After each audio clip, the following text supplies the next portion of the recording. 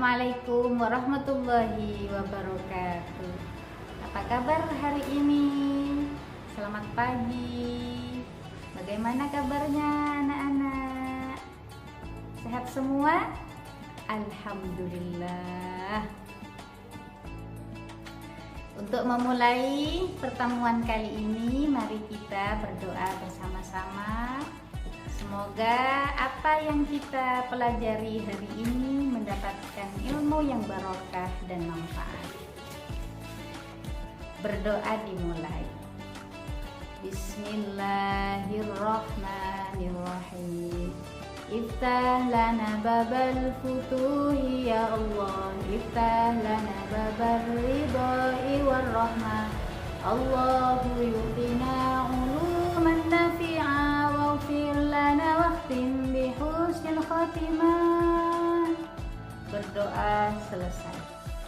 Selanjutnya Ibu akan mengisi daftar hadir kalian. Tetapi sebelumnya silahkan dilihat teman-temannya apakah lengkap semuanya atau ada yang tidak masuk hari ini, baik izin maupun sakit atau tidak ada keterangannya.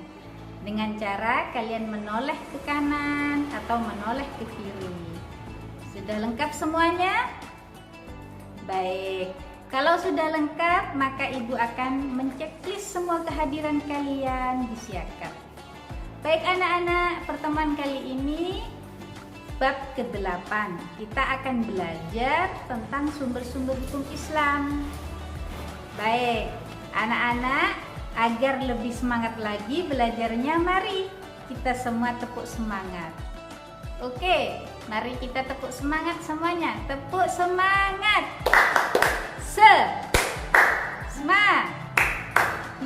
Semangat.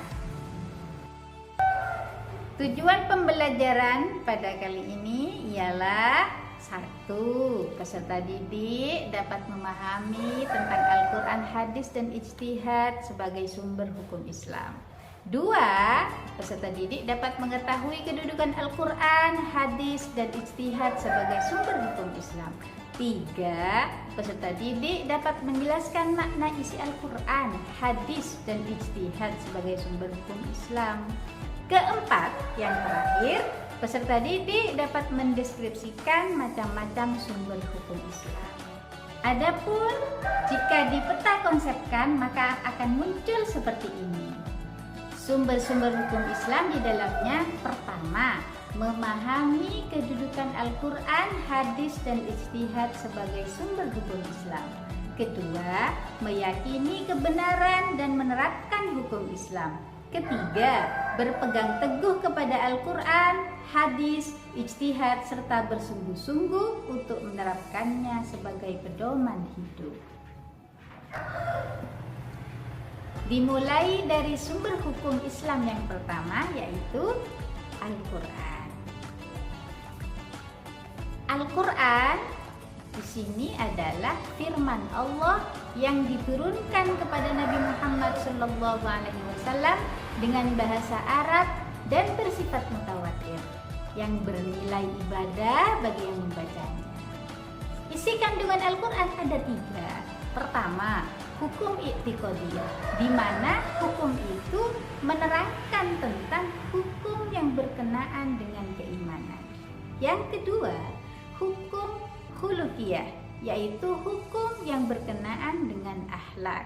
Yang ketiga, hukum amaliyah, yaitu hukum yang berkenaan dengan pelaksanaan syariah secara khusus mencakup semua perbuatan orang mukallaf.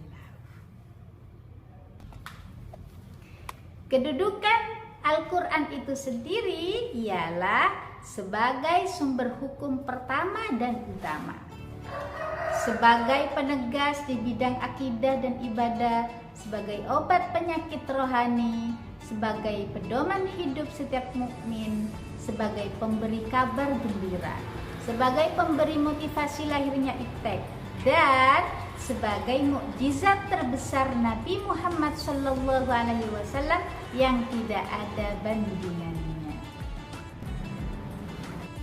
Setelah kita mengetahui pengertian, kandungan, dan kedudukan Al-Quran, maka kita harus meyakini bahwa Al-Quran adalah sumber hukum Islam, di mana kebenaran hukum Islam yang bersumber dari Al-Quran bersifat mutlak, tidak ada keraguan sedikit pun sebagai petunjuk bagi orang-orang yang beriman. Kedua, umat Islam wajib meyakini bahwa Al-Quran sebagai sumber hukum. Ketiga, untuk dapat meyakini kebenaran hukum Islam yang bersumber dari Al-Quran, umat Islam harus melakukan beberapa tahapan secara serius dan berkesinambungan melalui proses belajar. Tahapan tersebut adalah kemampuan secara fasih beserta artinya, dan mampu memahami isi dan nilai urgensi secara bersungguh-sungguh. Setelah kita meyakini Al-Quran sebagai sumber hukum Islam, maka kita harus berpegang teguh pada Al-Quran sebagai pedoman hidup kita, di mana berpegang teguh pada nilai-nilai Al-Quran sebagai pedoman hidup dalam kehidupan sehari-hari, di samping sebagai bentuk kewajiban untuk menyelamatkan manusia dalam mengarungi kehidupan di dunia dan akhirat. Al-Quran harus dijadikan imam, landasan dalam mengarungi kehidupan. Dan bagi orang yang berpegang teguh dengan Al-Quran, maka Al-Quran menjadi syafaat kelak di akhirat nanti di hari kiamat dan menuntunnya ke surga. Hal itu berasal dari hadis yang diriwayatkan oleh Ibnu Hibban dan Baihaqi. Sumber hukum yang kedua adalah as-sunnah atau yang dikenal dengan al-hadis. Apa itu as-sunnah? As-sunnah merupakan ketetapan, cara atau suatu hal yang biasa dilakukan oleh Nabi Muhammad SAW, baik berupa qauliyah, fi'liyah, takririyah. Itu semua termasuk pada sunnah. Adapun isi kandungan dari sunnah itu sendiri itu ada 3, yaitu pertama, sunnah qauliyah. Artinya apa? Sunnah yang berupa perkataan Nabi Muhammad. Yang kedua, sunnah fi'liyah, yaitu sunnah yang berupa perbuatan Nabi yang disimpulkan sebagai perintah larangan melalui contoh keteladanan Rasulullah, seperti halnya sholat, zakat, dan haji. Sunnah yang ketiga ialah sunnah takririyah, yaitu sunnah yang berbentuk pengakuan dan ketetapan Rasulullah, baik itu berupa contoh pada sahabat di zaman Nabi atau Nabi sendiri yang membiarkan para sahabat untuk melakukan hal itu, karena hal itu termasuk pada ketetapan Nabi Muhammad. Adapun kedudukan as-sunnah itu sendiri ialah sebagai dasar hukum Islam. Kedua, menguatkan dan menegaskan hukum Al-Quran. Yang ketiga, menjelaskan dan merinci hukum yang masih global. Dan terakhir, menetapkan hukum yang tidak ada dalam Al-Quran.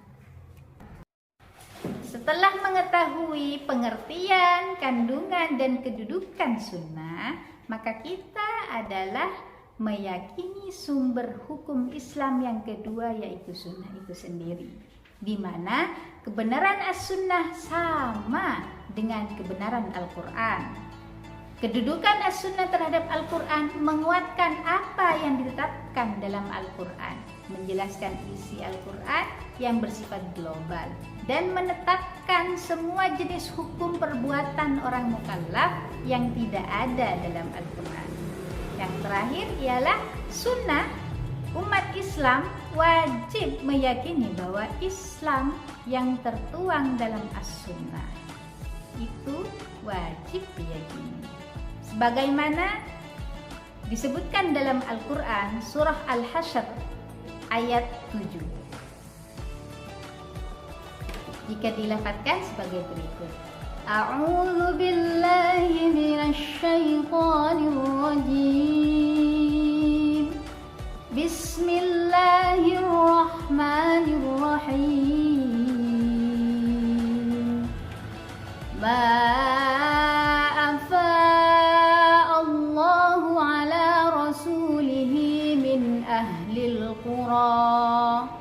min ahlil qura falillahi walirrasuli walidhil qurba wal yatama wal masakin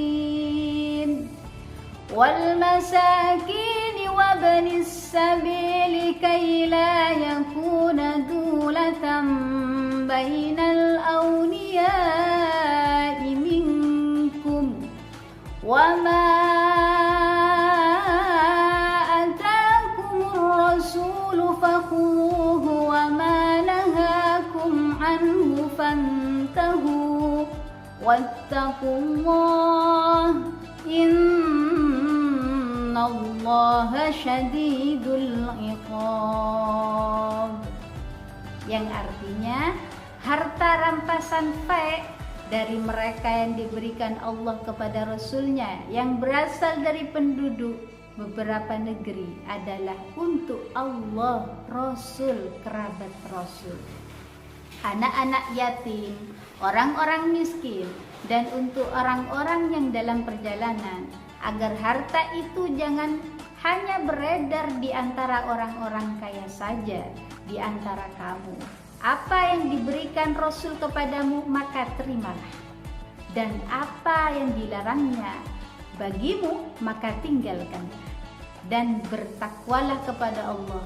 Sungguh Allah sangat keras hukumannya.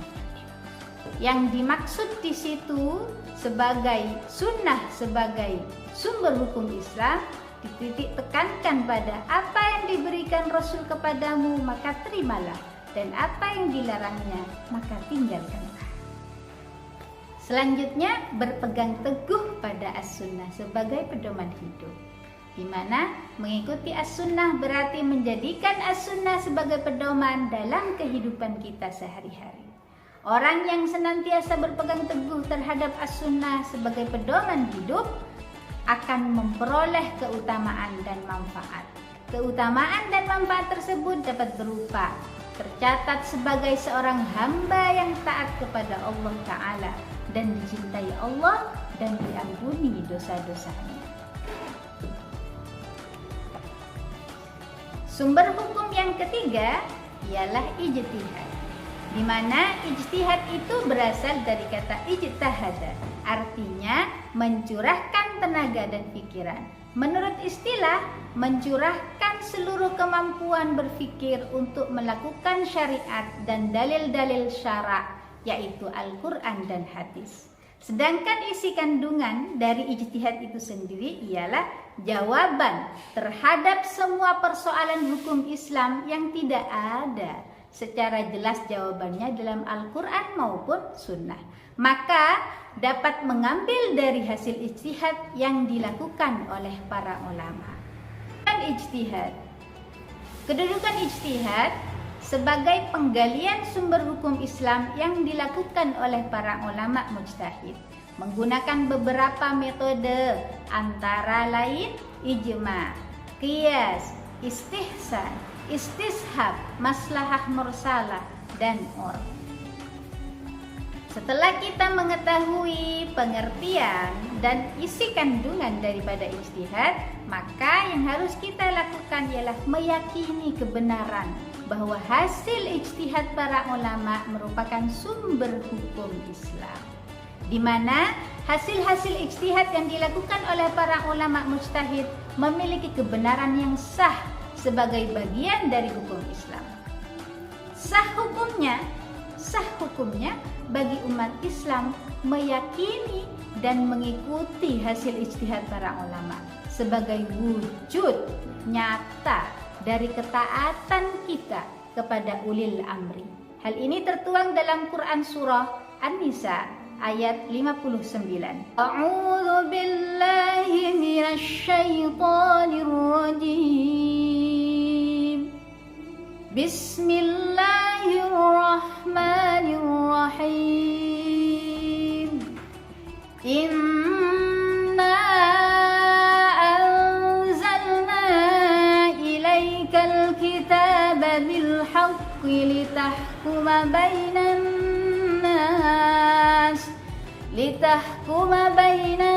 nas bima Allah wa la takun lil khainina khasima, yang artinya, wahai orang-orang yang beriman, taatilah Allah dan taatilah Rasul Muhammad dan ulil amri, pemegang kekuasaan di antara kamu. Kemudian jika kamu berbeda pendapat tentang sesuatu, maka kembalikanlah kepada Allah, Al-Quran, dan Rasul sunnahnya. Jika kamu beriman kepada Allah dan hari kemudian, yang demikian itu lebih utama bagimu dan lebih baik akibatnya. Quran Surah An-Nisa ayat 59. Setelah kita meyakini ijtihad sebagai salah satu sumber hukum Islam, maka kita harus berpegang teguh pada ijtihad sebagai pedoman hidup kita, di mana kebenaran hasil ijtihad bersifat dhanni atau tentatif. Artinya apa? Bahwa tidak ada jaminan terhadap keberhasilan ijtihad secara mutlak, dikarenakan proses ijtihad itu berbeda kebenarannya dalam memahami nas Al-Quran. Ada 3 kategori keberadaan umat Islam terhadap hasil ijtihad. Yang pertama, bagi seorang mujtahid tidak terikat untuk mengikuti hasil ijtihad sebagai pedoman hidup, karena seorang mujtahid terkena hukum menyiptakan hukum tersebut. Kedua, bagi umat Islam yang pandai ada tuntutan menjadi mutabi atau bukan mujtahid dan orang awam, mengikuti hasil ijtihad secara kritis. Yang ketiga ialah bagi orang-orang awam, hukumnya wajib mengikuti hasil ijtihad sebagai pedoman hidup selain Al-Quran dan Sunnah, karena ketika kelompok ini tidak mempunyai kemampuan yang cukup. Untuk itu, jika kita termasuk pada orang awam, maka kita harus mengikuti hasil ijtihad para ulama. Baik anak-anak, itulah tadi pemaparan tentang sumber hukum Islam di materi pendidikan agama Islam dan budi pekerti. Mengerti semuanya? Ada yang belum dimengerti? Alhamdulillah kalau sudah mengerti semua. Sampai di sini saja. Kurang lebihnya mohon maaf. Aku lupa lihat. Astagfirullahaladzim. Assalamualaikum warahmatullahi wabarakatuh.